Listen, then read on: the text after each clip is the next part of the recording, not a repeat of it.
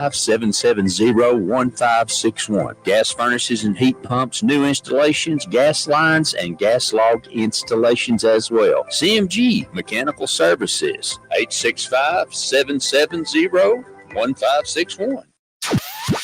WSEV-FM, Gatlinburg, Sevierville, Pigeon Forge, Tennessee's new mix, 105.5. Waking up between you and Mama every Saturday morning. Lord, it must be a big old bed. You're listening to Rick's House.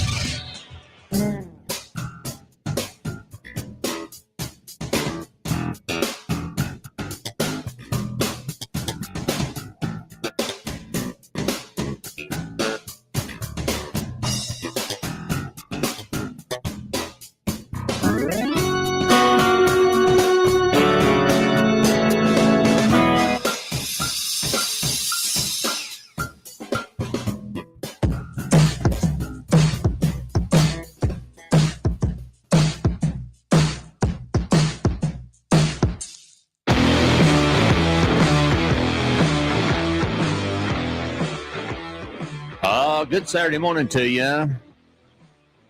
Welcome to the program. We appreciate you listening to us. Now, tell me who that was that called again, because you told me and I was doing something else and I forget it. During the break, Larry Fincham called us from Fincham Sports Floors down on Boyd's Creek Road. They're about 5 miles down. We come off of Highway 66 here and go down Boyd's Creek Highway towards Seymour. He's about 5 miles down before the big sharp turn to the left, where you go over the bridge there near Indian Warpath, near that area. And he said that polk salad, you could eat the stems too, and it was kind of like okra. So he touched on that topic, but then he also touched on that he's got some gym flooring. It's parquet, it's stacked up outside his business. It's in the driveway. Actually, I saw it Thursday night, as I was driving by. I thought, what in the world's that doing outside? Well, if you want some, go get some. It's free. He wants it hauled off. He wants you to take it. If you want it, come get it. That's a great thing. Thanks, Larry. We appreciate that. I mean, these folks can use that kind of stuff for sure. Sure. And that's good floor. I mean, it's good flooring. It's got a good finish on it. That hard sealer on it. That's good stuff. The couple of the top pieces might be a little weathered because we've had some weather, but just take them off the stack and go down below. Heck yeah. Nothing wrong with that. Ain't not a thing wrong with it. Ain't gonna hurt a thing. Not a thing. I can't see it from here. Ain't that what they say? Can't see it from here. All right. So are we up on the book face now? We are on the Rick's House Radio Show page. Hey. We could not get up on my other page. I don't know. It just people that don't have better time I don't know. Yeah. I don't want to get on nobody's page and do nothing and bother nobody, and why. And I just happen to think, well, let's just try it on one page and then not on the other page. So I don't know. Wow. Now it's saying we're on both pages, which I don't believe we are. Now I want to say something this morning. I just noticed that my brother Steve Fowl is watching us this morning, and our hearts go out to him and his family as he lost his wife this past week. And wow, what do you say? Exactly. What do you say? Steve's a great guy. They've raised a great family.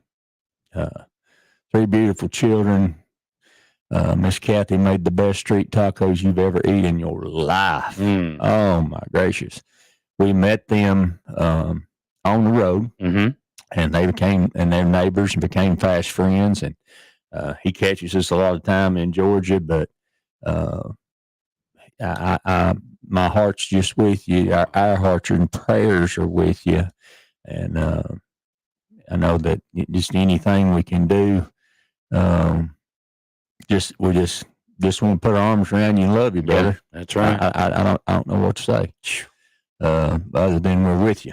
Yeah. You've not been through that circumstance. You really don't know No. What to say? You just You know, don't. all of us have had different types of grief, but Mhm. you know, everybody grieves different, and that's I certainly am not any kind of expert on it, and I certainly don't know what that's like. Yeah. And I know he's a good man, he's a good dad, and she was a good wife, a good great mom, and just an all around good person. And I ain't kidding you, she made the best street taco I ever ate in my life. I'm talking about, I mean, man.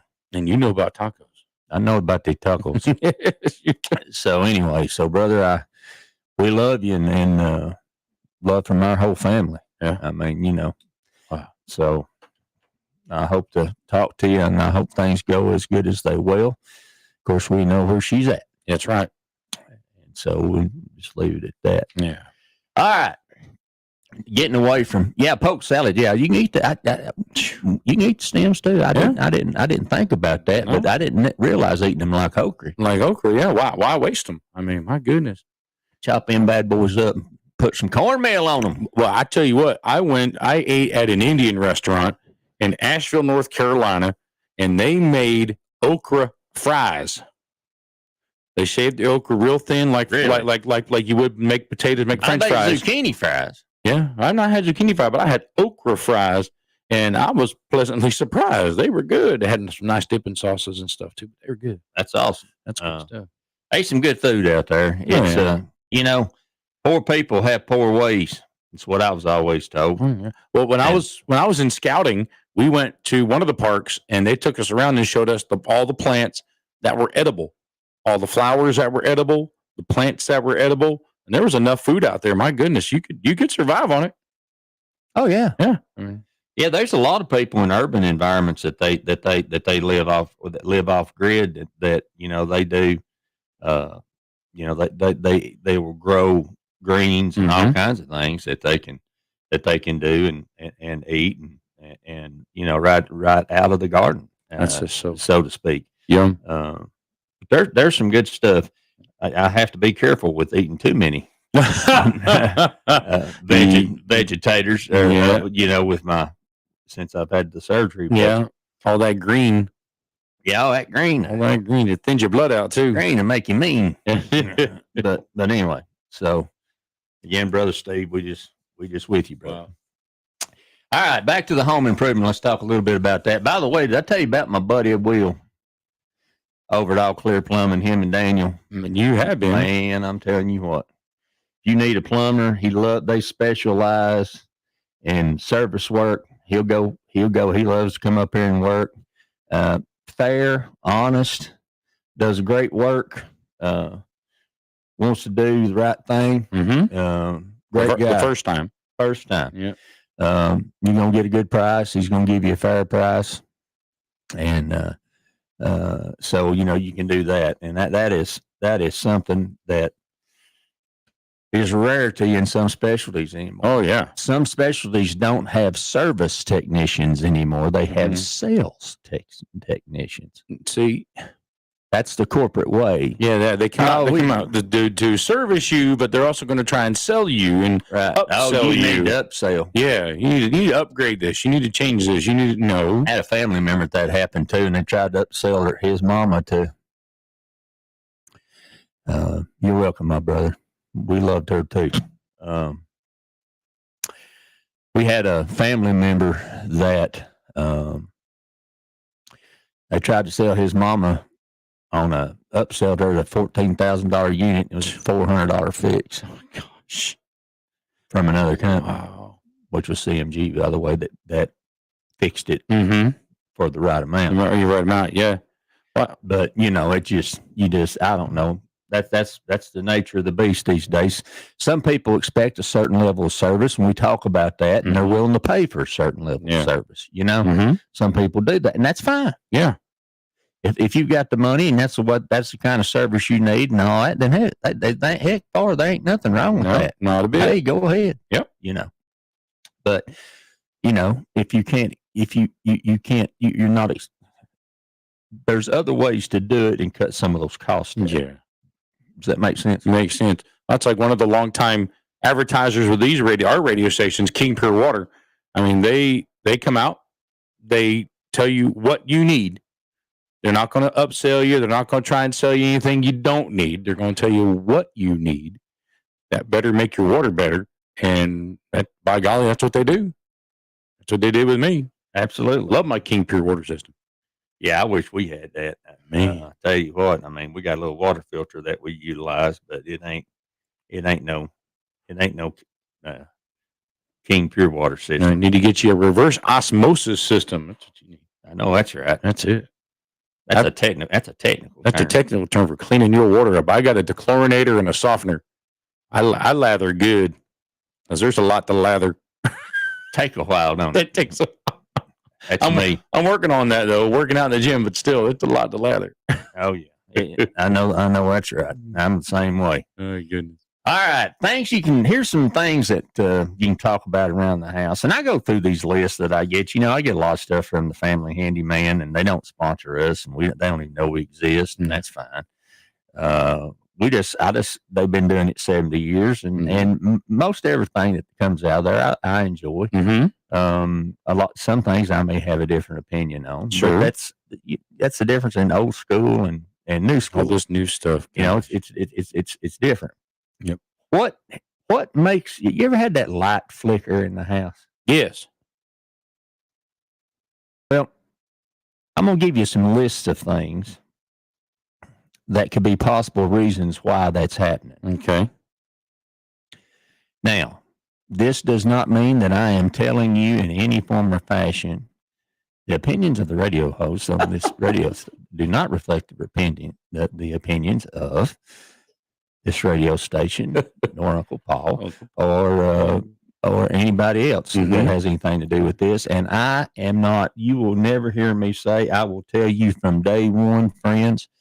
There are certain things in this world that you shouldn't fool with, and when you get done listening to what I'm going to tell you this morning, you'll know why. They are especially things that things that I grew up in a family of electricians, so I know enough to get shocked. Yeah.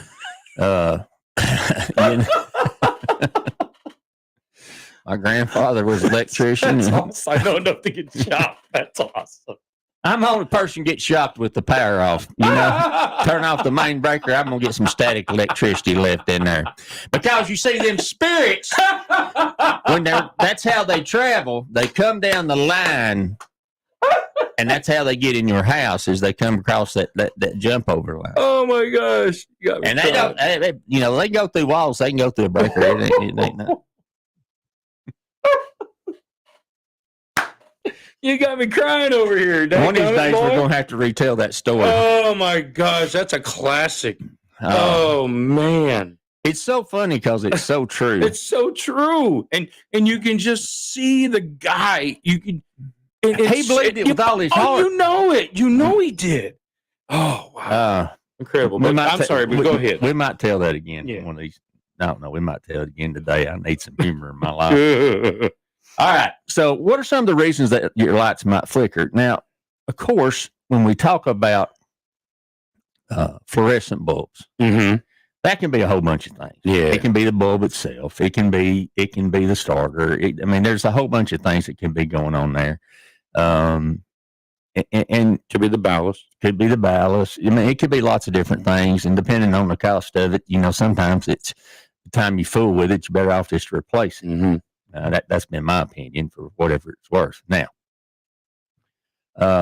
first thing to check's loose or bad bulb. And I'm going to read this because it sounds better than me.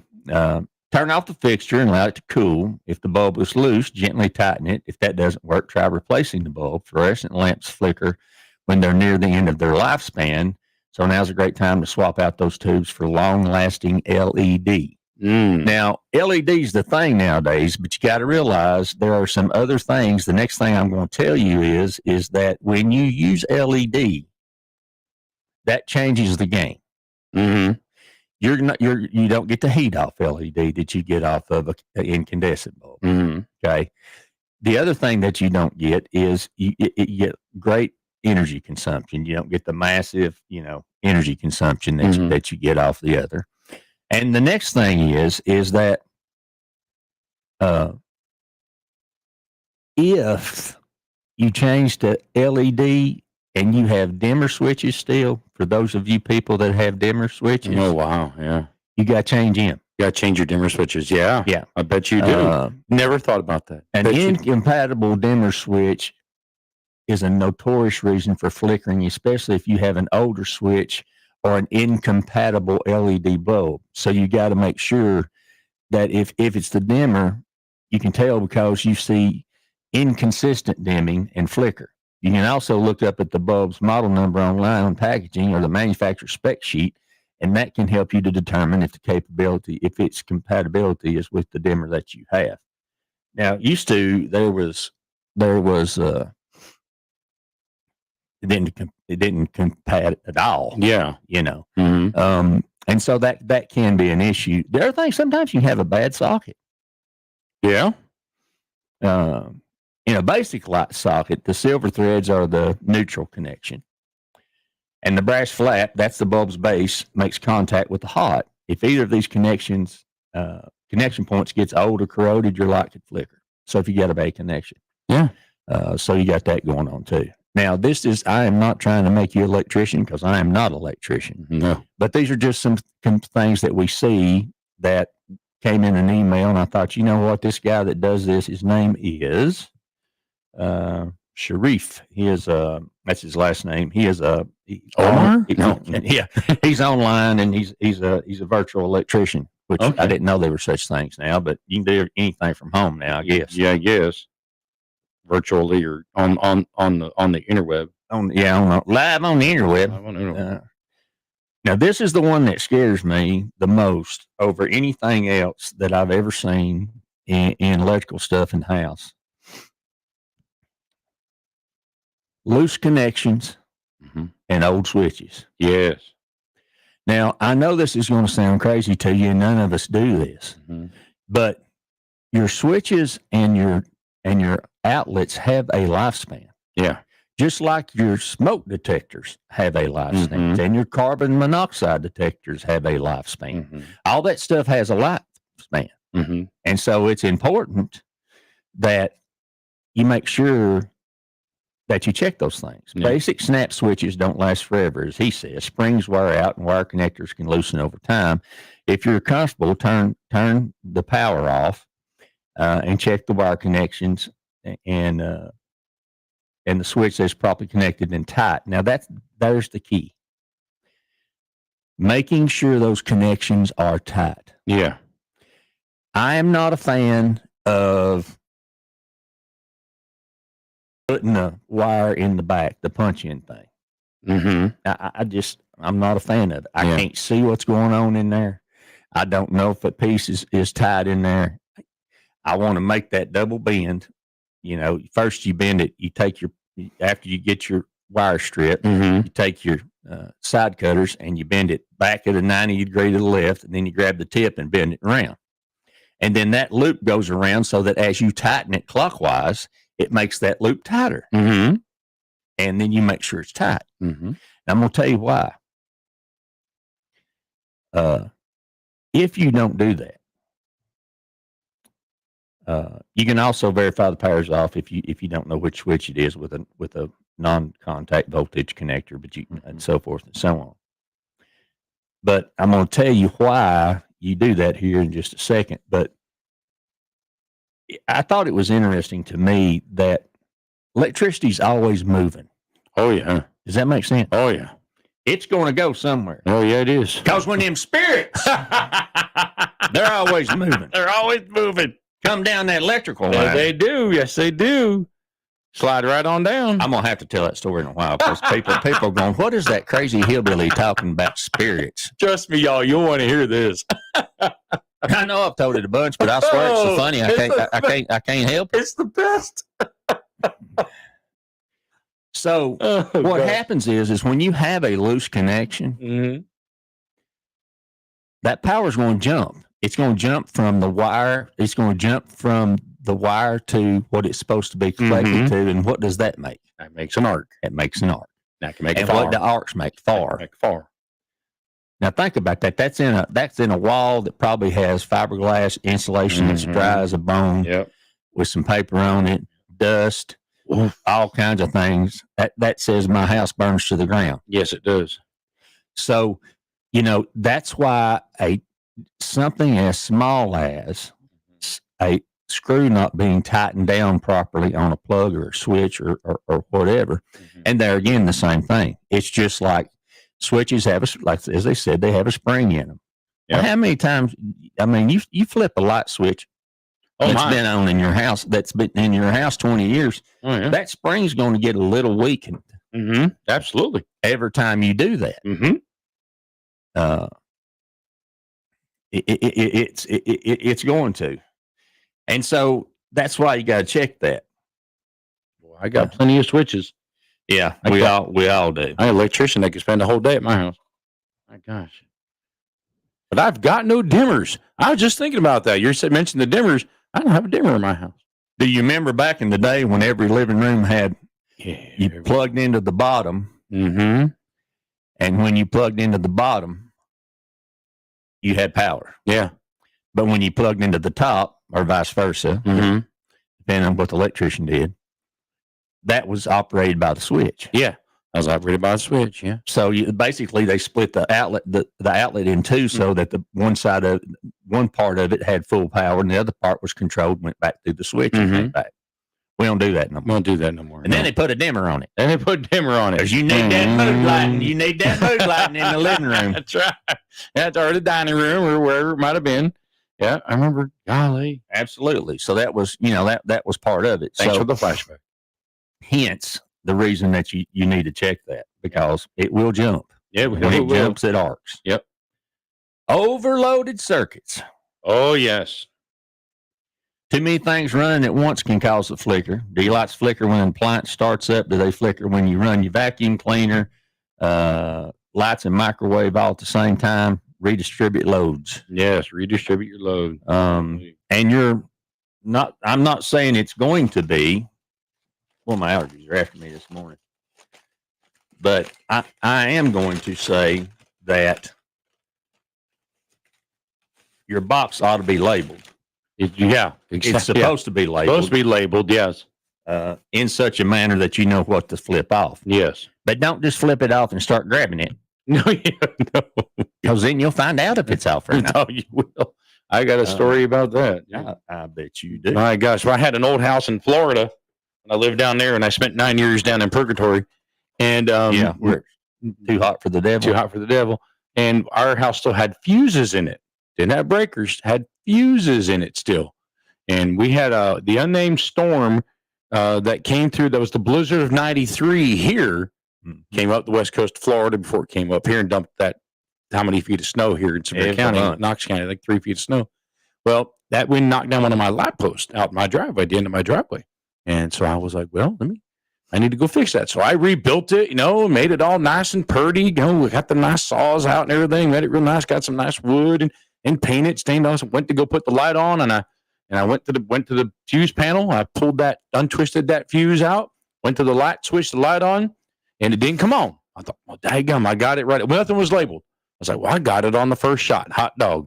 So I go out there and I start monkeying around. All of a sudden, bam. I'm off a ladder and I'm on my back on the ground, and here come all the neighbors. You okay? I'm like, nope, I'm not. Come to find out, I forgot I had one of those dusk to dawn sensors on that light bulb on that fixture. I could hit that switch 100 times. And it didn't matter. It didn't matter because it was still hot. Grabbed the wrong fuse. Yeah, that's why my dad said you need to choose another path, son. Oh, that's awesome. And if you're having some of those problems, get a licensed electrician to come Yes. look at it. Don't take the chance. A loose neutral can get you every time. You get 240 volts of power from the electrical transformer outside. And if there's a loose connection at the meter or elsewhere along the path in your house, you could lose one leg of the power, meaning you're only getting 120. Oh, wow. And so in the case of a loose bulb or an outdated dimmer switch or whatever, loose connections can cause all kinds of problems. Because as we said, that electricity is always going to keep moving, and it will jump between loose connections and ignite stuff. Yeah. So that's why it's just so dangerous. Yes, it is. And because it'll start getting hot. Oh yeah, absolutely. Especially we were talking about last week. If you've got a travel trailer or an RV or whatever, go by and check that. The reason that connection goes in and turns, and then has a ring on it so that you can tighten it down, is so if a young'un comes through there and kicks it, or a coyote, or a whatever's coming through there, bear in Sevierville, and it jars it a little. Mm-hmm. Then it's going to start getting hot, and next thing you know, it's going. I had it burn an outlet completely down on my RV, and it never kicked the breaker. Wow. I just happened to go outside and catch it. Wow. And that's scary. That's some scary stuff right there. Yeah, it is. Eesh. That is scary stuff. So call electrician. But those are some things that you can check, and then with that may or may not help you with flickering lights. We're going to take that next time out right now to hear from some of those folks that bring you this program. And then when we come back, we're going to jump into, did you know that you could stream music? Now this one got me. You could stream music in the 1800s. You know that? What, using the stream outside? Nope. That's another useless fact, but I found it to be interesting. But it's home improvement related. How about that? Yeah, we're going to talk about that when we come back. You listen to Rick's House Saturday morning. Next Saturday will be simulcast on 106.3. Yes, we will. Talk of the Smoky Mountains. Yeah, Talk 106.3. Sure will. Talk of the Smokies. Yeah, Talk of the Smokies. Talk 106.3 online at talk1063.com. All right, we'll be right back, y'all. Hang on.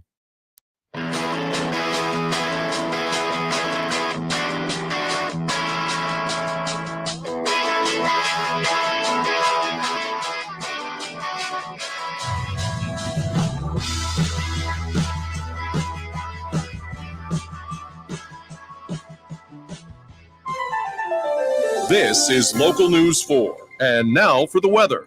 Thanks, Jim. Yes, it looks like this summer will be one of the coolest on record. Oh, really? Where? At Dollywood Splash Country, the most trusted water park in the Smokies, where you can enjoy more than 20 slides, Tennessee's first water coaster, live music by the wave pool, and more. Just plan your trip at Dollywood.com. Dollywood. Love every moment. What happens when you take 20 years of experience hanging metal on NASCARs and you put that into another business? The business I'm talking about, Miracle Method Resurfacing in Knoxville. My buddy Chris Stacy and his team are there for the detail, there for as good as a job can get. They understand working with tight tolerances and working with a finish that has to be almost perfect. If you're thinking about redoing your countertop, maybe you're thinking about redoing that avocado green bathtub, or maybe you're thinking about that epoxy floor for your hot rod in your garage. Think nowhere else. Miracle Method of Knoxville is the place that can help your dreams come true about that new tile surface or any other finish in your home. Call them today. 865-693-5522. 865-693-5522. Tell them Rick's House sent you.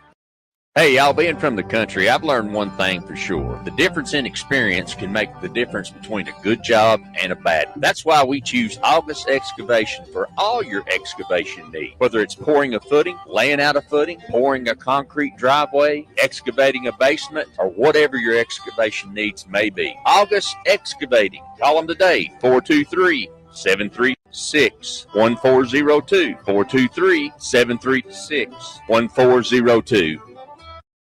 The all-new Mix 105.5 is looking for 2 great people to join our sales staff. If you are energetic and highly motivated to achieve all the goals you have, we want to talk to you today. Don't let your previous jobs hold you back from finding out how rewarding a position at Mix 105.5 can be. Base plus commission gets you started. Go to Mix1055.com, look for the Work With Us button. Again, that's Mix1055.com and work with us. East Tennessee Radio Group at Mix 105.5 or equal opportunity employer. Start your new career today. Mix1055.com. Work with us. Do it now. Did you know that the Cherokee Group offers plumbing, electrical, and heating and air services? For over 25 years, their team has provided quality service to many in Sevier County. From individual homeowners to major resorts and cabin companies, their team of skilled professionals can diagnose and fix any mechanical issue in your home or business. Don't let unexpected equipment breakdowns ruin your day or cause business disruptions. Locally owned and operated. Call the experts at the Cherokee Group today. 865-428-6919. Looking for a great deal on a new or used vehicle? Head to Stinnett Chrysler Dodge Jeep Ram in Newport, Tennessee. Just a short drive from Sevierville on West Highway 2570. We've got over 100 pre-owned vehicles with a wide selection of makes and models, all at low prices. Plus, we're clearing out space for 2025 models. So now's the time to save big. Financing available for all credit types. Don't miss out. Come to Stinnett Chrysler Dodge Jeep Ram in Newport today. Stinnett Chrysler Dodge Jeep Ram. West Highway 2570 Newport. Your next ride is waiting. Get ready to feel lucky at Sexy Stuff. Spring is back, and so are the must-have mystery boxes with exciting, colorful toys and surprises. Sexy Stuff on Highway 66 in Sevierville. Join the fun and get lucky. Sexy Stuff. We've got the stuff. Real estate. Are you thinking real estate? I've thought about it for the last 31 years. Call me. Let me put 31 years of experience to work for you. Terry Williams, RE/MAX Preferred Properties, 865-556-4111 or 392-5885. Hey y'all, this is Rick Allen, host of Rick's House Home Improvement Radio Show on the road. Let me tell you about my friends at Knoxville Salvage and Old City Kitchens. Joel Piper and the team there have been friends of this program for a long time, and they want to be your friend. Friends, they have got the best cabinets, the best products. You say, Rick, is it seconds? No, everything's first quality. They do have some seconds if you want to get a deal, but not on kitchens and not on about everything they have in the store. So trust me, they're part of our team. They want to be part of your team. And in this environment where building materials are going through the roof, they're going to have the best prices on the best products in Knoxville or anywhere in the surrounding area. Call them today. See them online. KnoxvilleSalvage.com, OldCityKitchens.com. A Rick's House favorite. Hey y'all, this is Rick Allen, and let me tell you about one of my favorite companies, Top Septic. If you need a new drain field, or maybe you're having a problem with your existing drain field, or maybe the septic tank just needs to be pumped, they are the folks that can handle it for you. They know what they're doing. They're an American-owned company run by a veteran who wants to give you the type of service that you're expecting. Top Septic. Call them today, 865-599-1690.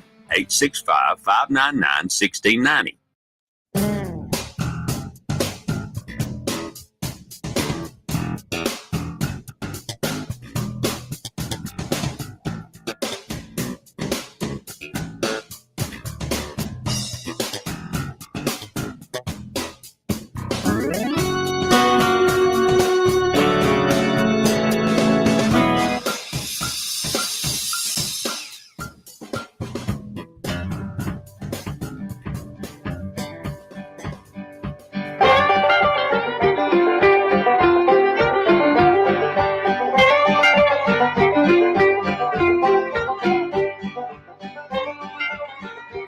Good Saturday morning to you. Welcome back to Rick's House. Thanks for joining us. 105.5 The Mix, MIXX, 105.5.com, or part of Facebook. And on the YouTube channels, we appreciate you joining this morning. Will at All Clear Plumbing wants you to call him.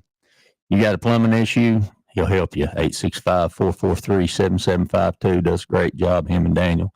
Call-in line is open, 865-932-7449, 865-932-7449. Or you can text us at 865-255-3911. If you've got a message for us, we'd love to try and answer it for you. If we don't know, we'll just tell you we don't know. I swear, keeping up with the technology out there is crazy. Every time I go in one of the big box stores, I'm just looking around. Yeah. I'm just amazed at the products that I see. Yeah. You know, been dealing with heat. We talked about that last week, and you know, there's some things that you can do on your home unit as well as on the units on your travel trailers and RVs, and those are things that you can do to help the energy efficiency, like an Easy Start system, which helps you from having that initial surge, which kicks breakers. Yep. Uses a lot of electricity, or whether it's just reconfiguring the inside of that unit that's on top of your travel trailer or your RV so that you can get the maximum airflow, because they're not designed, they're poorly designed. Mm-hmm. And I didn't realize this. Most of those are closed systems, so they're not designed with a port. Oh, wow. To charge.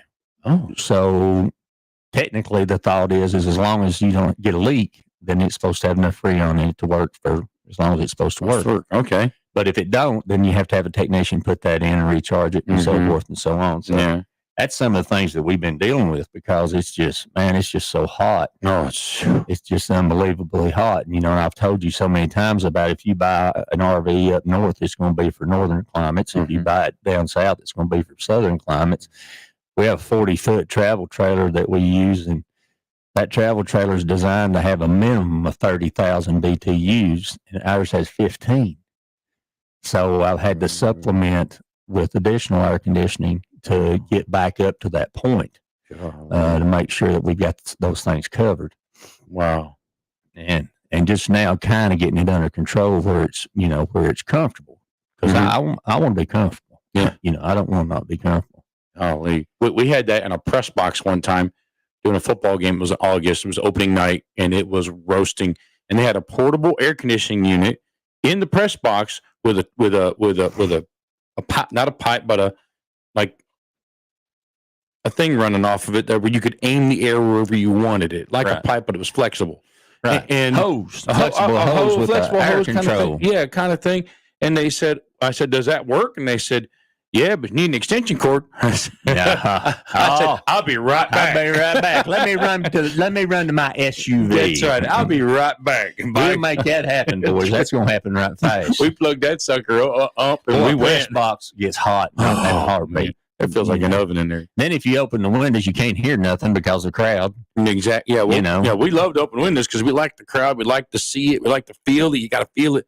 Exactly. But we get it ice cold before we open the windows, especially now. No doubt. Like I'm at Pigeon Forge, and 2 years ago, the fine folks at Pigeon Forge High School did put a small air conditioning unit in our side of the press box after all these years. And I'm very grateful and very thankful because that sucker works very, very well and cools it down really, really fast. Absolutely. Yeah. Speaking of air conditioning. Oh, yes. Since you brought us down that path. No, down the wormhole.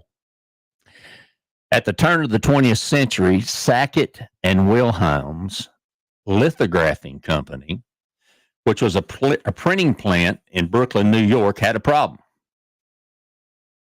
Say it ain't so. Say it ain't so. High humidity was causing its paper to wrinkle, swell, and shrink. As a result, the company was dealing with misaligned prints, jammed equipment, and long drying times. So, this is in the 20th century, at the beginning of the 20th century. So, because of these issues the company was dealing with, they called on the Heating and Fans division of Buffalo Forge Company for a solution. Mm-hmm. This is interesting. Oh, yeah. I'm glued. The task fell to mechanical engineer Willis Carrier. Know that name. Yeah. Who was the head of an experimental engineering at Buffalo Forge. Because cold air can hold less water vapor, Carrier focused his efforts on cooling the factory down. Buffalo Forge already manufactured heating coil systems, fans that distribute hot air from the steam-filled tubes to heat the building. So Carrier reasons why not run cold water through the coals instead. He installed the first modern air conditioning system in 1902. Mm-hmm. And his experiment was successful. Most home air conditioners function on the same basic principle, but the system didn't operate on the level that Sackett and Wilhelms needed it to. So Kerr got to work on something that could actually meet the needs of a large factory and developed the first spray-type air conditioner, a large enclosed filled with water nozzles that could cool hot air before sending it back into the factory. The cool air, even though it came from a wet environment, could hold less water, so it successfully reduced the overall humidity. Wow. How about that? 1902, air conditioning born by the need of a printing company. Gosh, and that particular gentleman, I have one of his units at my house. So yeah. So my grandfather grew up most of his life in Pittman Center. Mm-hmm. Those of y'all that live around here know where that is. Mm-hmm. And before there was Pittman, Gatlinburg Pittman, mm-hmm. there was Pittman Center. Mm-hmm. And he played basketball and baseball and football and wrestled and did all those kinds of things. Well, he told me when he was, I think he was a senior, that they played basketball on an outdoor clay court. Ugh. Can you imagine? Ugh. They played basketball on an outdoor clay court. Ugh. And their coach told them, if y'all win the championship, I will take you to the Tennessee Theater to see Frankenstein. Oh, wow. Which had just come out at that time. Mm-hmm. I don't know what. This would have been in the late, probably early 30s. Wow. So the boys won. They all piled in, and they went downtown to the Tennessee Theater. And the Tennessee Theater had recently installed air conditioning. Wow. And it was their first experience with air conditioning ever. And he said that he was sitting there and he said it was so comfortable. And he said, the only thing I could reason in my mind was they were packing the walls with ice. Wow. And he told me that story many times. Wow. Because he said that we had no idea. I had no idea about it. Yeah. So he saw Frankenstein in the cold. Yeah. After winning the championship for Pittman Center. Wow. So that's pretty neat little fact of history. Yeah, that's good. Good stuff. Foods we don't eat no more. Wait a minute. Before the break, you teased us about this streaming thing back in the 1800s. You gonna let me hang through that another time out for that one? Squirrel! Don't you leave me hanging. All right. You win. Yes, sir. You win. Once in a while, it doesn't hurt. Now I got to find my notes. He was going down another trail, and I turned him around. You turned me around, put me on the right path. Put the brakes on, boy. Put the brakes on. Oh, my goodness. What did I just had? I don't know. Da, da, da, da, da, da, da. Is it on the back of something? On the side of something? On a different sheet? Rolled it over? You ought to see the pile of papers he's got. Show prep when you don't sleep good. Oh, my. Well, that's a hard word to say. Okay. I don't know what word it is yet because you haven't said it. Synthesizer music has been around a long, long time, a whole lot longer than many of us realize. Mm-hmm. Mm-hmm. Patented back in 1897 by an American lawyer and inventor named Thaddeus Cahill. Cahill. Thaddeus Cahill, okay. It not only created the first electricity-generated music, but also a music streaming service nearly 100 years ahead of its time. The teleharmonium. Okay. Let me say that again. The teleharmonium. You can't say it again. You had one shot. No. The teleharmonium was designed to turn the telephone, which had only been recently invented in 1876, into a music player. The instrument itself, comprising of some 200 tons of machinery, used a series of dynamos to create electromagnetic impulses that were transmitted through phone lines and came out the telephone receiver as music. Now think about that a minute. Those of us in the radio world, we used to use a system, which I still have one. There are many of them, but the one I have is a hotline. Mm-hmm. And a hotline is basically a fax modem. Mm-hmm. So you have to have a POTS line, which is plain old telephone service. Mm-hmm. Well, the hotline has went away because nobody has a plain old telephone service anymore. No. It's all done over, what's the word I'm looking for? Digital? Digital or voice over IP. Okay. Okay. So what happens, we would talk into the microphone. The hotline would transfer that into numbers, into a digital signal, send it across the telephone line just like it was sending a fax. Mm-hmm. The unit at the station would then, in milliseconds, would transfer that back into vocals, which would then go out on the air. And so the sound quality was really good. Wow. Okay. They were doing this in 1897. Wow. Wow. 200 tons this sucker cost. 200 tons. That's okay. Do the math. That's a lot of zeros. That's now essentially a prototype of the synthesizer. When Cahill first demonstrated his invention to potential investors, he attached a horn to a telephone receiver so the sound could reach a room full of people. After officially debuting the Teleharmonium in 1906, he opened Telharmonic Hall in New York City. New York City! New York City! Where a group of musicians created electronically generated tunes around the clock.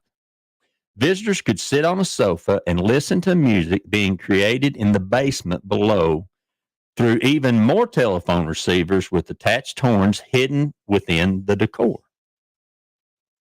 Before long, as Archie Campbell says, oh, Lord. the teller, You talking like Archie? the teller, at their Taylor Harmoniums, music was streaming from telephone receivers in hotels, restaurants, theaters, and private homes across the United States. Wow. Users could pick up their phone and connect to the instrument to hear the eerie techno sounds being created by the Taylor Harmonium. The novel instrument even had famous fans, including Mark Twain. Wow. But while the Teleharmonium was extremely popular, it was also wildly impractical. Each unit, now this is in 1906, cost $200,000. Can you imagine what would $200,000 be in 1906? That'd be in the billion. In today, that'd be in the billions. Yeah, several $1 million a day. Yeah. It took 2 to 4 musicians to operate, and the special keyboards used to operate the machine were hard to get used to. And because it sometimes provided an accidental score for ordinary phone calls, AT&T wouldn't work with Cahill for a wider broadcast. The Teleharmonic Hall was closed before 1920, and no recordings of the instrument are known to exist. Wow. Can you imagine what a recording of that sucker would be worth if you had one? My goodness. Isn't that something? That's something. That's insane. That's a pretty interesting fact. That is. Gosh. Now, another delicacy. Okay, food boy. I'm going to share one more with you before we got time for another time. Sure. I've heard this my whole life. My grandfather told me about it. I've never had it, never tried it. I'm sure a lot of people in Appalachia have. And I have always been told it was absolutely delicious. Okay. Turtle soup. Yes. You ever had it? Turtle soup. We had it up north. We ate turtle soup. Sure did. Did you really? Never had it. Yeah. How it was made, I have no idea, but I was told it was turtle soup, and that's what I was eating. So. Well, let us dig deeper. Yeah, you go ahead. Turtle soup remains a delicacy around the world, particularly in China and Singapore. Them suckers eat anything. Yeah. Well, it's healthy. Good for you, I reckon. I ain't eating no eyeballs. No. There's no colon cancer over in those countries. I wonder why. Yeah. Imagine that. Yeah. And it was a mainstay of, now being facetious, don't nobody send me no letter about, I love Asian food. Oh my goodness, you kidding me? I ate a whole bunch of it there.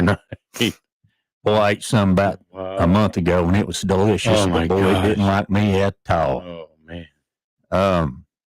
And it was a mainstay of fine dining in the U.S. from the colonial era through the mid 20th century, sometimes described as a clear consomme with large diced turtle meat, other times as a tomato-based broth thickened with a medium dark roux. It was nearly always served with a glass of sherry to add to the dish, sweeten it up a little. Turtle soup was once so prestigious that it was served at Abraham Lincoln's inauguration and was a favorite of President William Howard Taft. It also reliably appeared on menus throughout the country, including New York's storied Delmonico's. Though the dish popularity was long and its pedigree high, its decline was quick, caused by the confluence of factors. Prohibition meant the sherry that provided a key seasoning flourish was no longer available. The rise of factory farming consolidated America's meat production to beef, chicken, and pork due to the easy processing methods involved with those meat. Anthropomorphic turtle characters appeared in the media and created an unintended perception shift against the idea of eating turtles. Like the turtle and the hare. Yeah. Or maybe it was the hare and the turtle. I don't know. Could it be? And finally, the green sea turtles the dish was originally made from was classified as endangered in 1973. Turtle enthusiasts switched to the more abundant snapping turtle. And I can't make that noise that Turtle Man makes. No. Or something like that. There it is. There you go. Live action. Live action. I'd love to have him on the show. My We God. need to try to get him. My little boy, when he was little, it was eyelashes. But the turtle soup was all but non-existent as of the 1980s. My granddad loved it. Yeah. And a big old snapping turtle, which, man, I'm telling you what, I've seen some large snapping turtles in this part of the world and in other parts of the world. Now, here's a side note: me chasing a rabbit. I know you're shocked and appalled that I would chase a rabbit. Chase a rabbit. Chase a rabbit. See, this past week, did I tell the snake story last week? I don't know if I did or not. It's been a week. Yeah. I went to the gas station. Nope, I don't remember this story. It involved a gas station and a snake. I don't. I bought me an old truck and an old farm truck, and I think I told you about that, and something that I needed just to pull heavy things with. Yeah.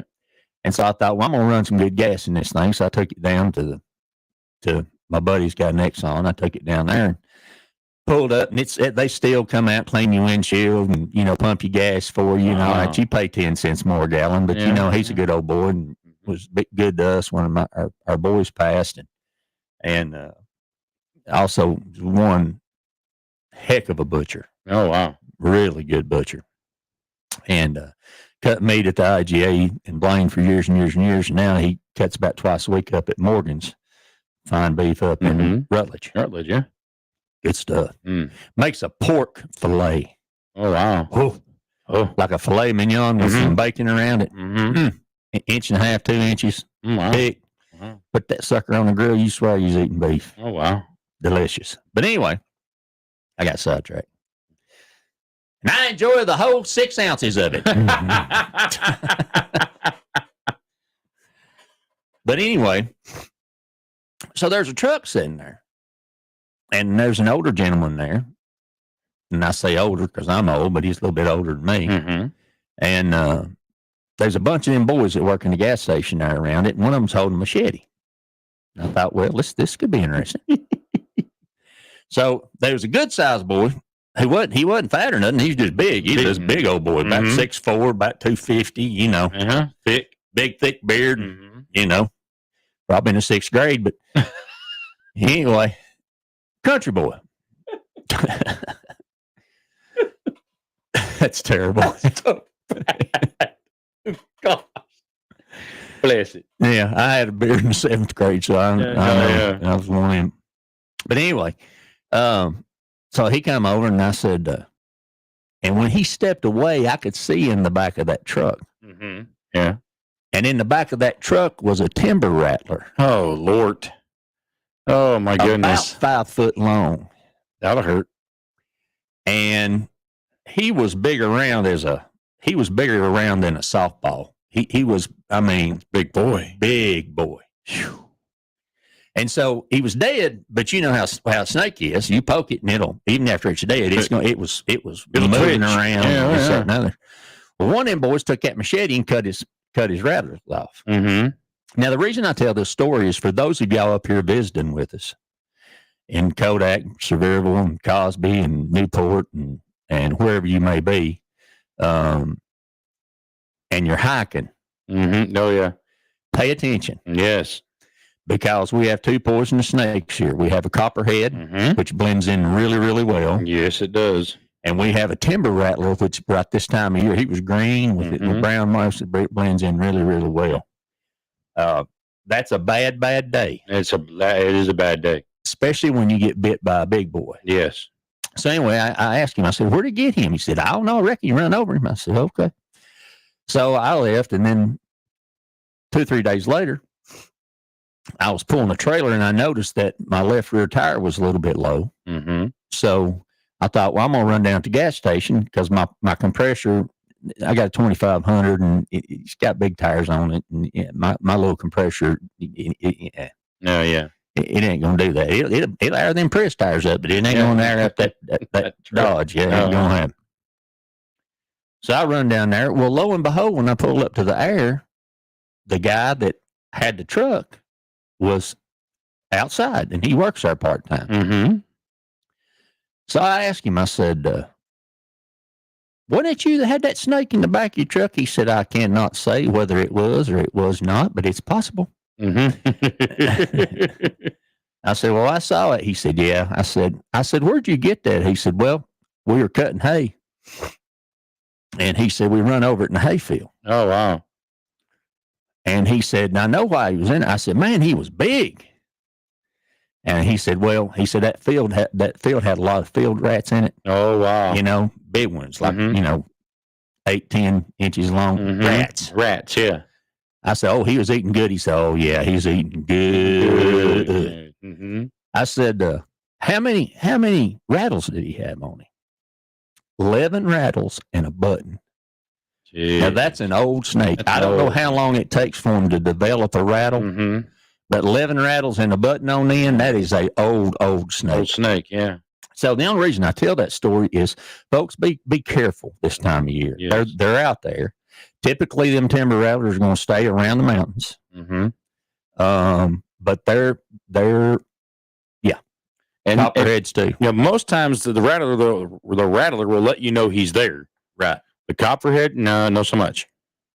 Yeah. No, and if he does, he'll flip his tail against the leaves. Yeah. Sometimes, like a rattlesnake, depending on what you are and what you don't. But in my experience with the few copperheads that I have, when I've dealt with them, is some snakes don't want to fool with you. No, but the copperhead, he wants to bite you. Oh yeah, he does. He does not know that you're bigger than him. He don't care. He is going to bite you. I fought one all over a basement one day, and he was trying to go in holes, and I was trying to pull him out with a rake, and I just so happened to put my gloves on before I reached down and moved some shingles off a footer because we were getting ready to pour it, and I hadn't poured it yet, so I had a skid steer in there, and I was moving stuff, and I always had 3 or 4 extra bundles of shingles, which, by the way, if you get a new roof on your house, get you 3 or 4 bundles. Get an extra square. Yeah.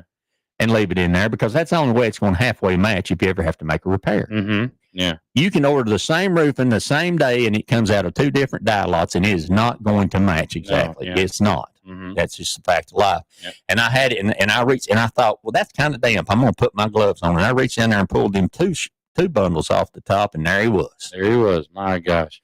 And he was about, he was about 2 foot long, but he was not having it. Well, needless to say, the rake won. The rake won, yeah. It took me a while. I bet. I bet. And then I guess a possum or a raccoon got him when I throwed him over on the fence. But that they're you know they're dangerous. Oh yeah, they are. They are dangerous. So try to avoid the sneaky snakes at all problem. Now, if you see a rat snake or a king snake or a black snake, leave them be. Let them be. Because they're immune to that poison and they will eat that sucker. Mm-hmm. Now, whatever black snake would have eaten this one would have had to been a bigger boy than this one. Yeah. He was big. He looked like he'd swallowed about 10 softballs. I mean, I biggest one I've ever seen. That's incredible. Just, and his head wasn't that big. It's just he's full. He's full. He's full of rats. Yeah, he's full of rats. Wow. So, eating good, Brother Chad. Eating good. Oh, my goodness. All right, we're going to take that next time out to hear from some of those folks that bring in the program, like our friend Anita at Cozy Mountain Cabins. Does a great job. If you're looking for a cabin, you're up here maybe thinking about staying a different place next time, 865-660-0340. And my buddy Will at All Clear Plumbing, 865-443-7752. He'll take care of you. Listen to Rick's House. We come back, we're going to talk some more home improvement and a little food. Hang on.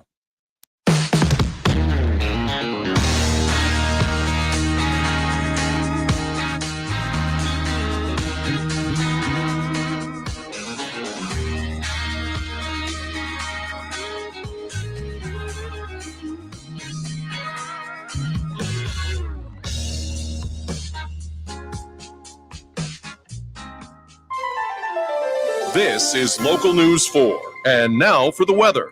Thanks, Jim. Yes, it looks like this summer will be one of the coolest on record. Oh, really? Where?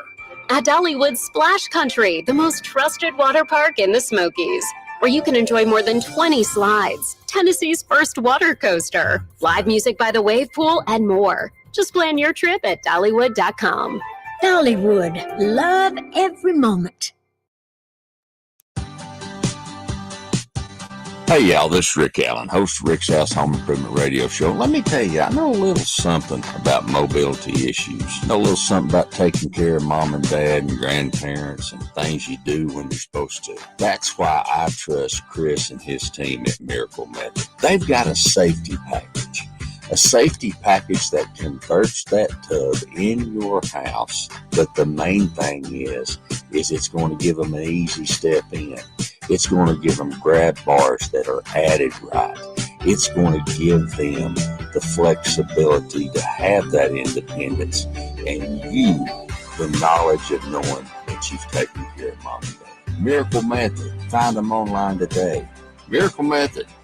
865-693-5522. For safety is a priority.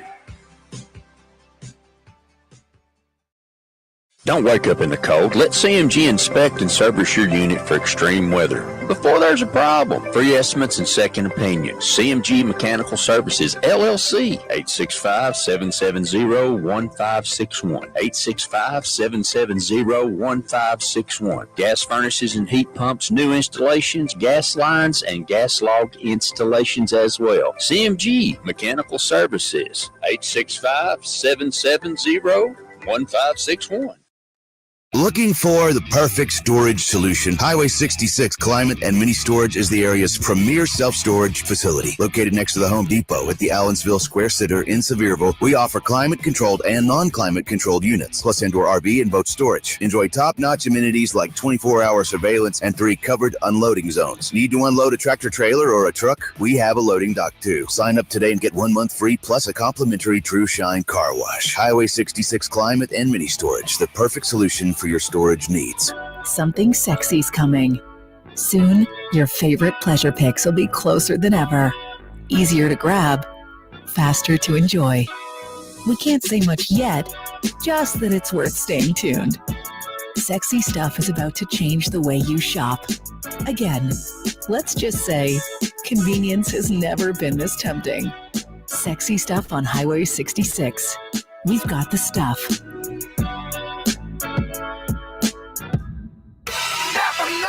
Keep your vehicles clean, shined, and ready for the road with the help of Napa Auto Parts on the Parkway in Sevierville. Get Toolbox Blue Shop Towels starting at $279 each. Save 20% on Crocodile Cloth Cleaning Wipes starting at $19.29 each. Save up to 25% on Tubba Towels heavy-duty cleaning wipes starting at $5.99. Plus, big savings on a wide variety of Milwaukee tools and accessories at Napa Auto Parts on the Parkway in Sevierville.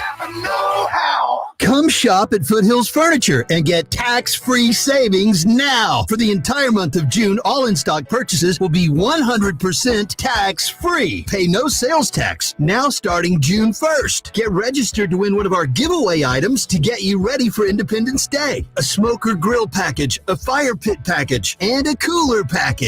Come shop at Foothills Furniture on Newport Highway or online at foothillsfurniture.net and get some independence from paying sales tax.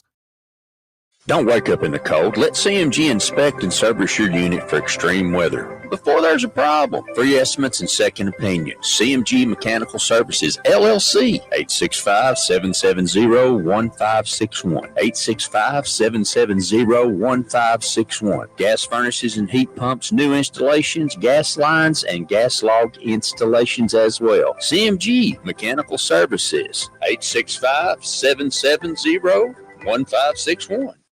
Hey, y'all, being from the country, I've learned one thing for sure. The difference in experience can make the difference between a good job and a bad one. That's why we choose August Excavation for all your excavation needs. Whether it's pouring a footing, laying out a footing, pouring a concrete driveway, excavating a basement, or whatever your excavation needs may be. August Excavating. Call them today, 423-736-1402. 423-736-1402.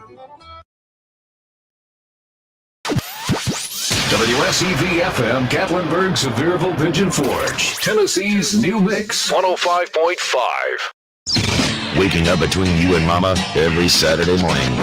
Lord, it must be a big old bed. You're listening to Rick's House.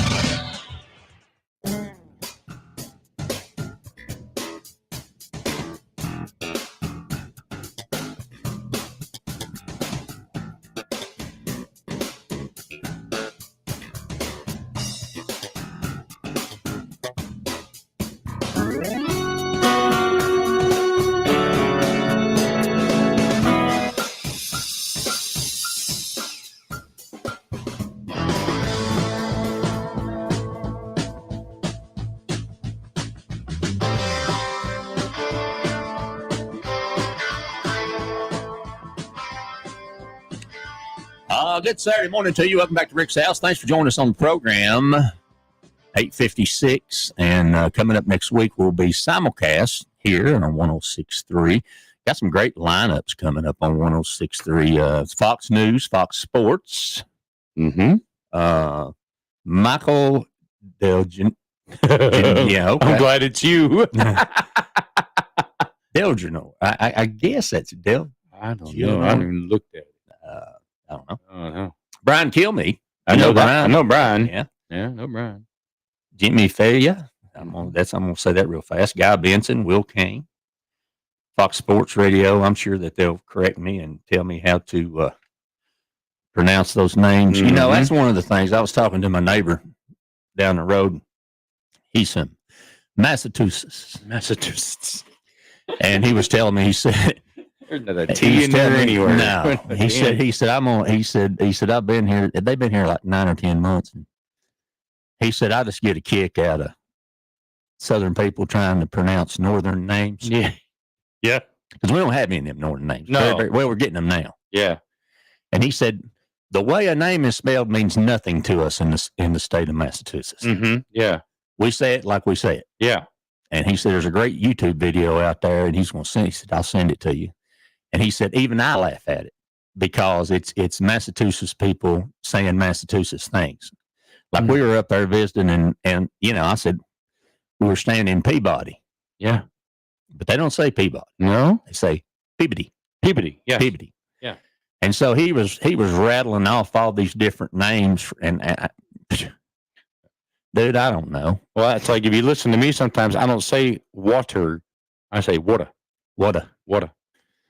You know, so, and then our other neighbors, they're from Boston, but they've been here 18 years. So we've kind of wore on them a little bit. Good. But yeah, it's one of those kinds of things. But yeah, that's, you know, it's just where you're from and the way to do it, the way you say it, you know, no big deal. Well, that's like there's a town up in New Hampshire where they call it effing New Hampshire.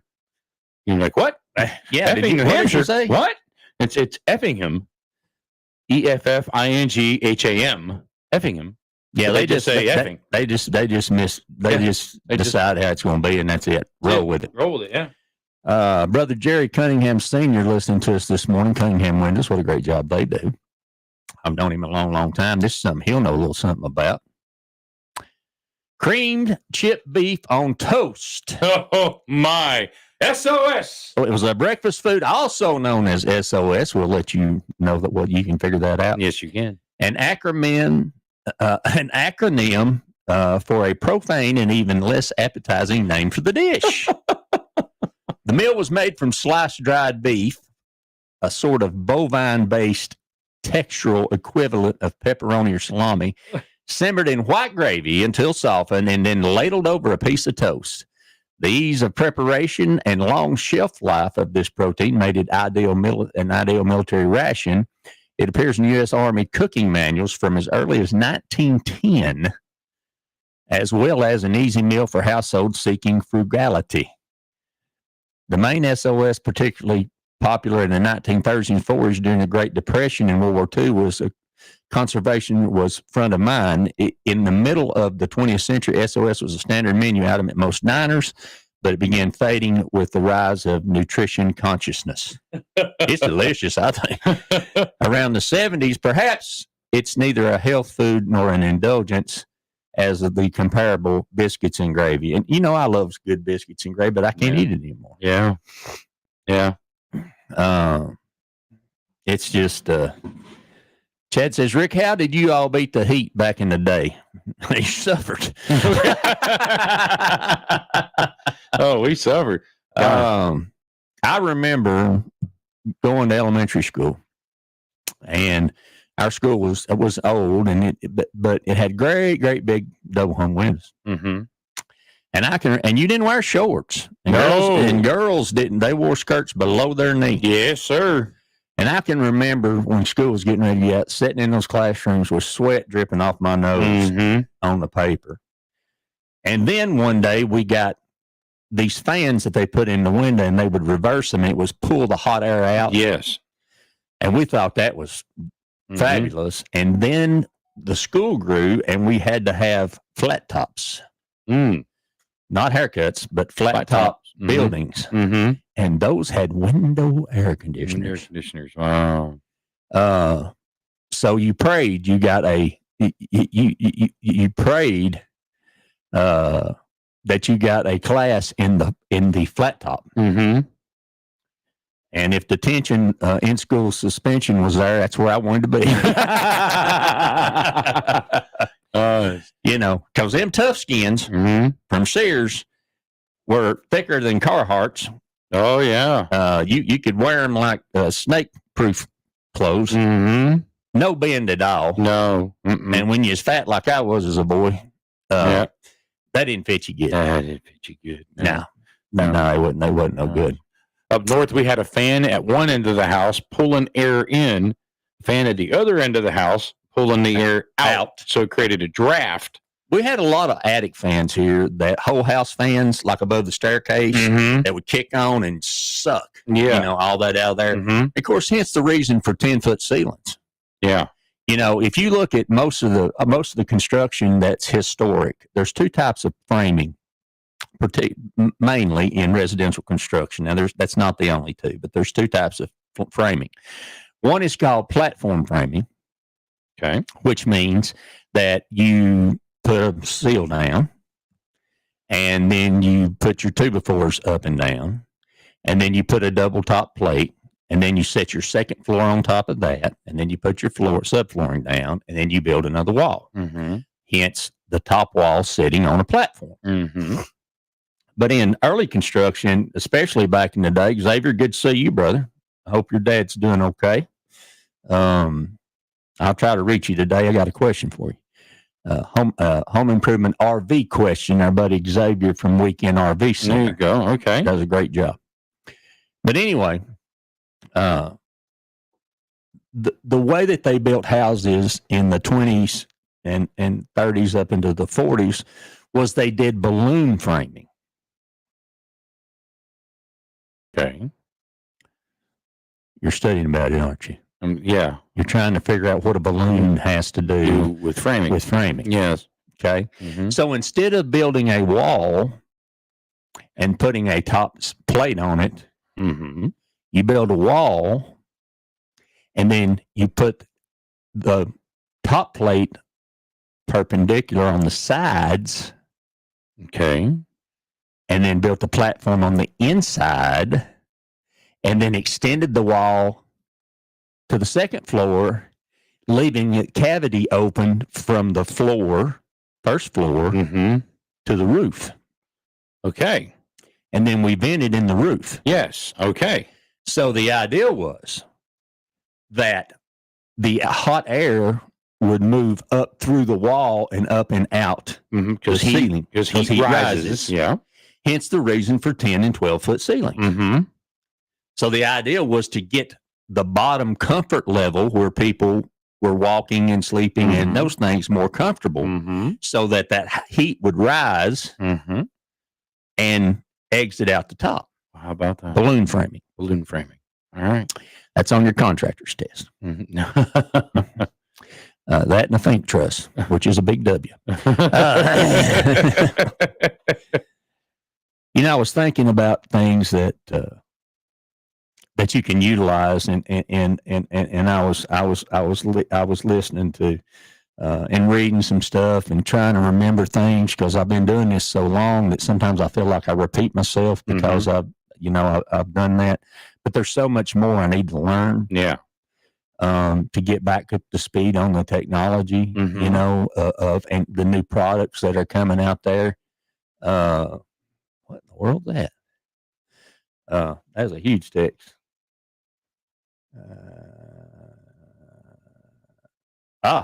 Brother Doc Kenny. Did you see this article in the Wall Street Journal about camper quality concerns post 2019? Thanks, Doc. Outstanding. We'll look at that and see that there are some concerns with COVID. Brother Doc Henny keeps me in the upright position, has for many years, Hamburg Chiropractic. If you have a health issue that is burdening you, he has lots of solutions. And if you've never had chiropractic care, brother, let me tell you, I love it. He knows what he's doing. It's awesome. And thanks for sending me that, Doc. Dr. Craig Henny, Hamburg Chiropractic.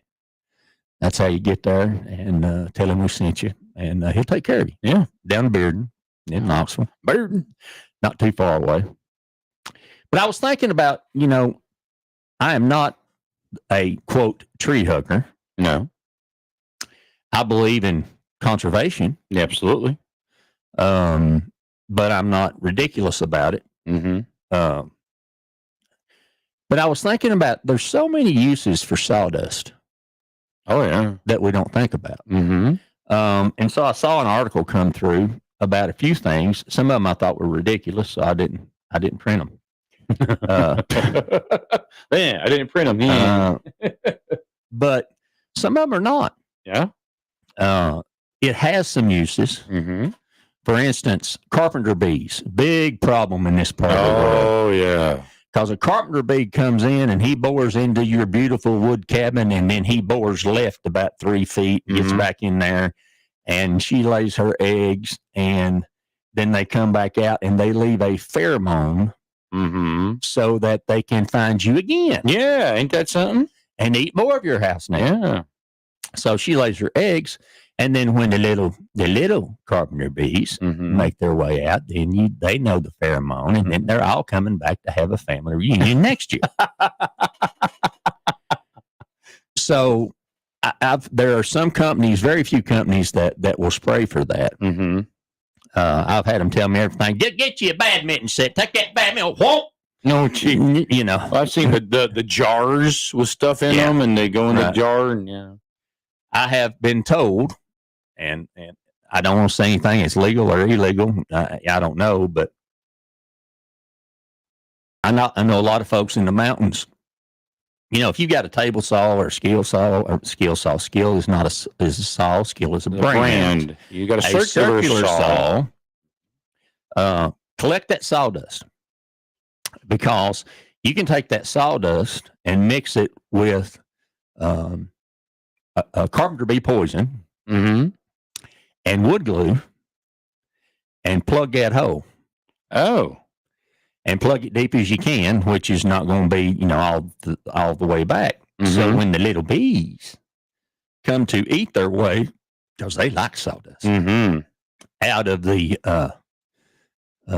hole, then Mhm. that's the last meal. That's the last meal. What causes them and what attracts them? If you have any water feature in your yard whatsoever close to where they're born, that's what attracts them. Mm. Bird baths, swimming pools, Mm-hmm. all that kind of stuff is what draws their attention. I am told by entomologists. Okay. I knew that, did you? I know you knew that. You didn't know you knew entomologist. So- Whatever entomologist said. The other thing sawdust is good for is for patching holes. Mm-hmm. Especially if it comes from a existing board that you're trying to repair, those Mhm. kinds of things. Mm-hmm. Here's something that instead of cat litter, Mm-hmm. you can use sawdust to clean up spills. Yeah. So it's absorbent. And so absorbent. Yeah. Now, pressure treated sawdust is a whole different beast. Yeah. You don't want to do that. And people say, well, I read the article and it said, well, you can put it in a bucket and spray it with water 2 or 3 times and it'll be all right. Are you going to take time to do that? I don't think No. Yeah. I won't share that on the radio, Doc, but no, it's all right. Go ahead. But anyhow, other uses for that, composting toilets. Oh, yeah. A lot of people who travel and boondock and so forth use a composting toilet. If you have a composting bin outside of your home, sawdust is a great composting tool, Mm-hmm. as opposed to like dead leaves or grass clippings or those kinds of things. And you can add it in there to it as long as it's raw wood. Mm-hmm. Yeah. And that'll help with your compost. Wow. That's a good thing. Another thing, and this is something I didn't think about, technically you are not supposed to throw away paint cans if it has any paint in it whatsoever. Yes. So how many times have you got that paint can that's got a little paint left in it? Mm-hmm. Dump you some sawdust in there. The sawdust will absorb it. It will harden, Mm-hmm. and then you just chip it out. Yeah. And you can dispose of it that way. Which I don't know. I'm gonna go to all that trouble. I just Yeah, take it to the landfill where you can get rid of. Where you can get rid of. But that's a pretty good idea. Oh yeah. So a couple things, and then a lot of people use it in the wintertime to prevent slips.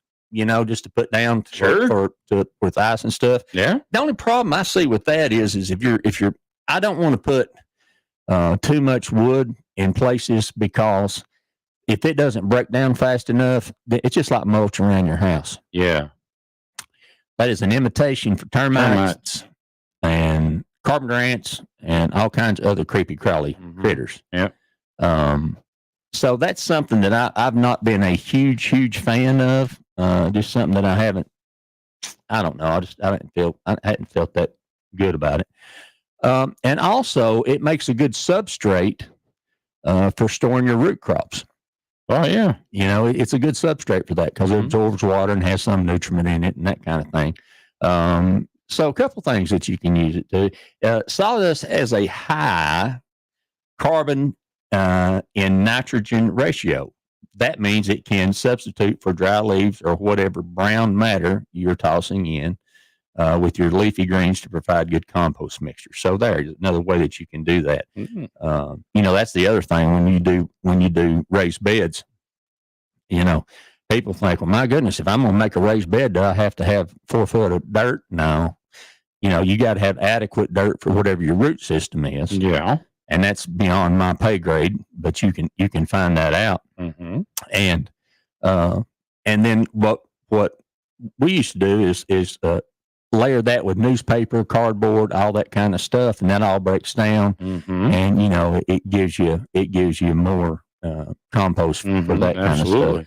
And if I do any gardening anymore, it's going to be in buckets or it's going to be in bins, because I can't do all that squatting. Well, squatting, yeah. I can't do it no more. So that's just part of it. Yeah. Oh, we got one more timeout? Yeah, we got one more. All right, let's take one more timeout. When we come back, we're going to finish it up here on Rick's House program. Appreciate all y'all listening this morning, and we'll be back. Hang on just a minute.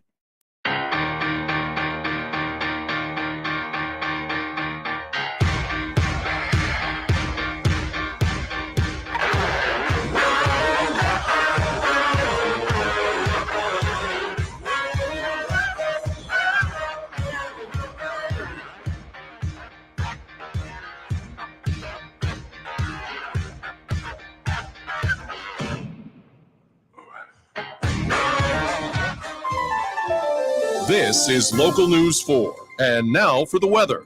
Thanks, Jim. Yes, it looks like this summer will be one of the coolest on record. Oh, really? Where?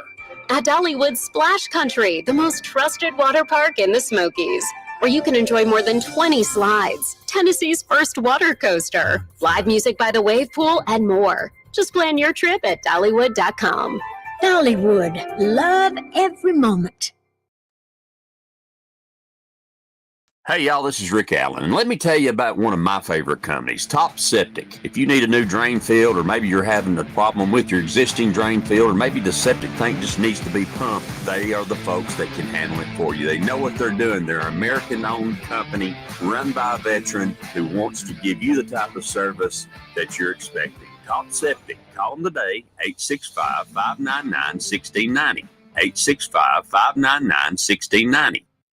Looking for the perfect storage solution? Highway 66 Climate and Mini Storage is the area's premier self-storage facility. Located next to the Home Depot at the Allensville Square Center in Sevierville, we offer climate-controlled and non-climate-controlled units, plus indoor RV and boat storage. Enjoy top-notch amenities like 24-hour surveillance and 3 covered unloading zones. Need to unload a tractor-trailer or a truck? We have a loading dock too. Sign up today and get 1 month free plus a complimentary True Shine car wash. Highway 66 Climate and Mini Storage, the perfect solution for your storage needs. The all-new Mix 105.5 is looking for 2 great people to join our sales staff. If you are energetic and highly motivated to achieve all the goals you have, we want to talk to you today. Don't let your previous jobs hold you back from finding out how rewarding a position at Mix 105.5 can be. Base plus commission gets you started. Go to Mix1055.com, look for the Work With Us button. Again, that's Mix1055.com and work with us. East Tennessee Radio Group at Mix 105.5 or Equal Opportunity Employer. Start your new career today, Mix1055.com. Work with us. Do it now. Planning a new construction project in 2025? Citadel Construction is East Tennessee's trusted general contractor for commercial, residential, and specialty projects. Based in Sevierville and locally owned, they've proudly served the Smoky Mountain region since 2007. From new home construction to large-scale attractions and retail build-outs, their skilled team handles every phase: planning, coordination, and execution with craftsmanship and care. Let Citadel Construction turn your vision into reality. Contact their team today to start your next construction project. CitadelConstruction.com. When severe weather strikes, Mix 105.5 is here to provide the latest information with your severe weather alert. Brought to you by Sevier County Electric System. When you change phones, no matter if it's a landline or cell phone, make sure Sevier County Electric System has your new phone number. 31 years. It is hard to believe that I have been selling real estate here in Sevier County and Douglas Lake for 31 years. Call me, Terry Williams, RE/MAX Preferred Properties, 865-556-4111 or 392-5885.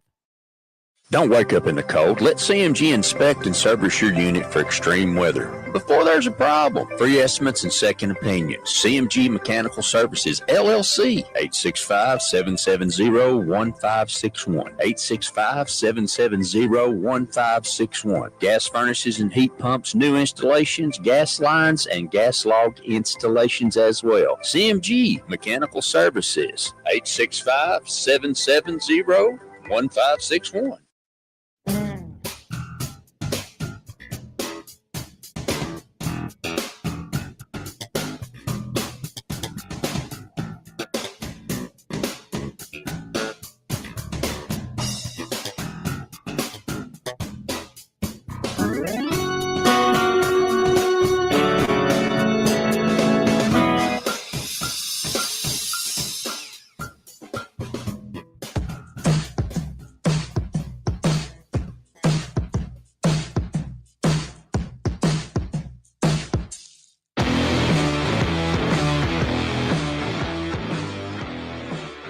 Oh, good Saturday morning to you. Welcome back to Rick's House. Thanks for joining us on the program. We've been all over the place today, talking a little food, talking a little travel trailer, talking a little RV, talking a little home improvement, types of construction, all those kinds of things. Sawdust.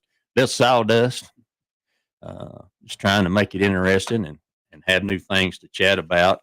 Gosh, there's so much to talk about in house construction and so much I'm learning every day that, and, you know, in that RV living, you know, we're learning that too. And, you know, as we have camp hosted over the years in different places and done those kinds of things. I think one of the things that I see the most is that folks who are just getting started are so afraid that they're going to do something wrong. Yeah. You know, and they just worry to death about certain things. And folks, the only way to learn is to learn. That's right. That's right. You know, we all will make mistakes when we're trying to figure stuff out. And, you know, the only way you can get past that is just do what you think. And then, you know, I mean, even me, you know, and everybody else, you know, I go to the computer. Yeah. You know, having been in this business a long time, usually most of the time I go, well, that's bull. Yeah. Or I go, well, I could see that. You know, because sometimes the perspective is different. I got a call yesterday from a dear friend of mine who was in the radio business for a very long time. And he was asking me about where I was and what I was doing. He's since moved and is no longer in the business and has had some health concerns. And, you know, he had a situation where they had put they had a storm door, a wooden screen door. Okay. Like we have lots of up here, you know. Yeah. And the idea was because of the puppy the dog that they had was to have a spring on it where it closed. Yeah. To keep pup in. And so from time to time, he called me on different things, you know, because we worked together and he would say, well, what do you think about this? And I'd go out and look at it. And, you know, I repaired a French door for him by removing the part of the frame, you know, where they rot down at the bottom, which is very common. Oh, yeah. Now we have synthetic frames that don't do that, but not every door does. No.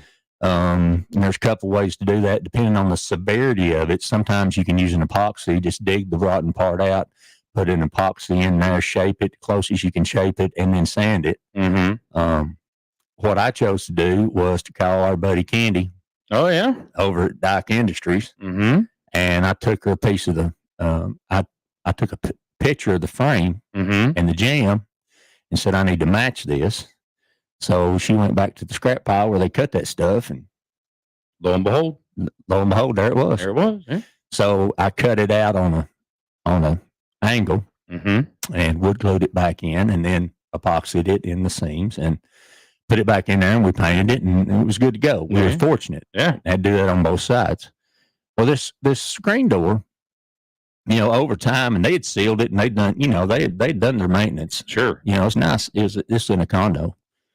I say a condo. Yeah, I guess it's a condo. It's really like a house. It's Townhouse? You know, well, no, a townhouse is like a 3,000 square foot condo. I mean, it's big, down west. And so anyway, I got over and got to looking at it, and the door was leaning. And so unless you pushed it way out and it come back with a force, it was not closing properly. So we were doing more visiting than we were working. Yeah. And he said, well, me and my buddy put that on. I was like, okay. So I looked at it and I told him how to tighten it. And we tightened it, and that helped it some. And he said, well, I may just have to replace it because you're getting ready to sell it. And I said, well, you know, and like I said, I guess as I get older, my brain's not as quick as it used to be. Yeah. So we talked and visited, and I got it working pretty good. Good enough. Yeah. And so I went home, and that just stuck in my. I cannot stand a problem in the home improvement world that I can't figure out a solution to. Yeah, I bet. So I was dreaming about that at night in my brain, thinking, what is wrong with that doggone door? Yeah. I mean, it was just driving me crazy because we'd put what they call a Z-bar, which is a two threaded bolts that you attach to the two corners of the door and then tighten it to lift the door back into square. Yeah. Well, I didn't put that on. They did. Oh. But I showed him how to tighten it, you know, and it was doing okay. Okay. And I thought about it. Nothing. I thought about it another day. Then the next morning I woke up and it hit me during the night just like I was on fire. I called him. I said, I know your problem. He said, are you still thinking about that door? I said, yes, I'm thinking about that door. That's going to drive me crazy. Absolutely. It's going to run me nuts. Yeah, it will. Yeah, it will. And I said, the solution is so simple that we couldn't see the forest for the trees. There you go. Yeah. And now I feel like an idiot because I'm supposed to be this home improvement guy. Yeah. But I just didn't catch it. I said, it's on backwards. He said, what do you mean? So if you can imagine the door, if you was facing it on the inside and the door swings out. An outswing door. Okay. Outswing door. Okay. That bar is designed to go from the corner that opens on the bottom, which would be the left side. Okay. Up to the top hinge on the right side, so that when you tighten those bolts together, it squares it. Yeah. And brings that side up. Okay. It was just the opposite of that. Oh.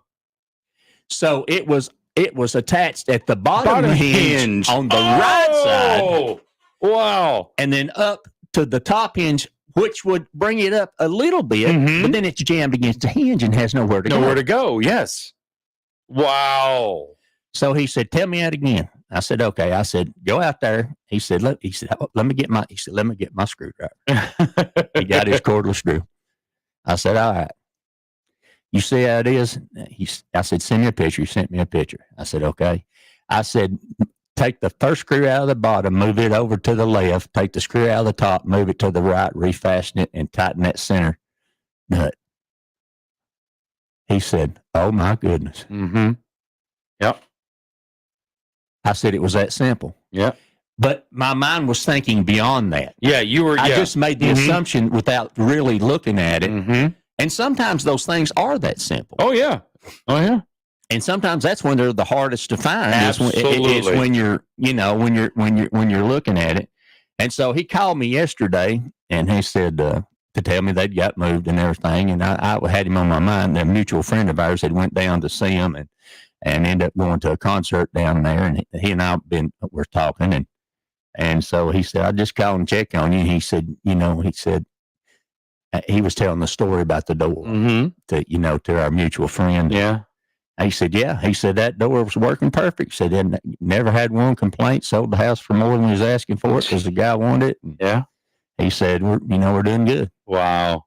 Wow. So, but sometimes it's something that simple. Yeah, but we like to look at the harder part and trying to dissect or determine something without looking at that. Yeah, I'm looking for a manufacturer's problem. Yeah, exactly. Yeah. Yeah. Well, it wasn't a manufacturer's problem. And I can tell you this, if you're dealing with doors and windows, 99.9999999% of the time, it's installation error. Absolutely correct. Don't care what you're looking at. Most time it's installation error, and it's so easy to do. Yep. If you've got an outswing door and it flies open as soon as you turn the knob, I'm sorry, but you not plumb. Yeah. You not plumb at all. You take a string or a piece of fishing line and put it in all four corners and go from left bottom to top right, down to the bottom and back up the opposite way. If them two fishing lines aren't touching in the middle at the X, yeah, plumb. You're about to plumb. You ain't got level. Speaking of levels, and I know we just got a couple of minutes. I'm helping a friend of ours with leveling something up because he's moving a building, big building onto it. So I called my buddy Josh over at Top Septic, and I said, "Hey, you got a transit I can borrow? Because we got to be able to shoot it because it's 8 feet wide and 48 feet long." He said, "Yeah, I got an extra one." I'm like, okay, so I went over there visiting with them. They're awesome people, great people. Yeah. And so he brings out this big old box, and so I'm used to back in my day, I'm used to using, a David White you know, you set it up on a tripod and you level it, and it looks like a scope. Mm-hmm. You know, I opened the case up on this thing. It's a Bosch electric, battery powered, self leveling. Got to shoots a laser beam with you got to put a thing on the reading rod, and I had to get the dad blame manual out and read it, and then watch 2 YouTube videos. Yeah. To know how to use it. Exactly. Yes. Now it makes it so that you can do it by yourself. One person can do it. Mm-hmm. But I was just like, my brain don't need this. But I'm thankful. I'm so thankful that he's letting me use it. And now you're educated. Now I'm educated. And yes, it is a lot simpler. But there again, technology. Technology. You know, it's every day. One of those kinds of things. Every day. So next week, y'all will be live on both stations. Both stations. Yep. July 5th, day after 4th of July. Yeah. And so we'll be live on both stations. So you can find us there. I'm going to make a post about it this week. I hope if I can catch up from being behind, figure out what's going on with the other Facebook. Well, I've been hacked there. And I'm about ready to do away with Facebook and just do the YouTube thing or something else. I don't know if you all got a good idea where to take it to. I can stream up to 5 places, but they're so frustrating. Yeah.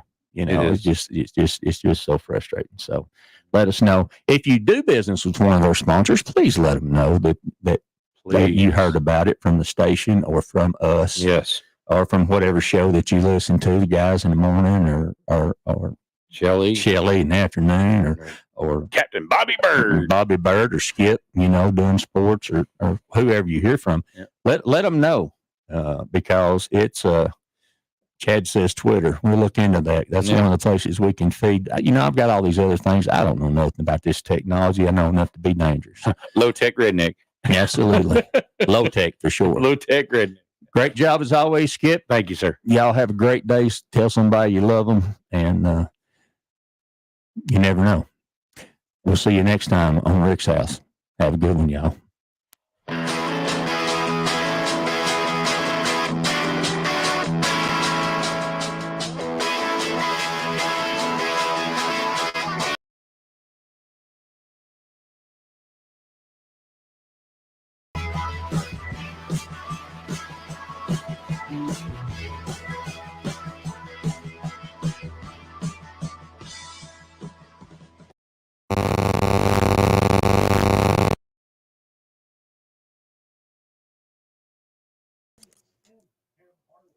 Let's talk real estate with your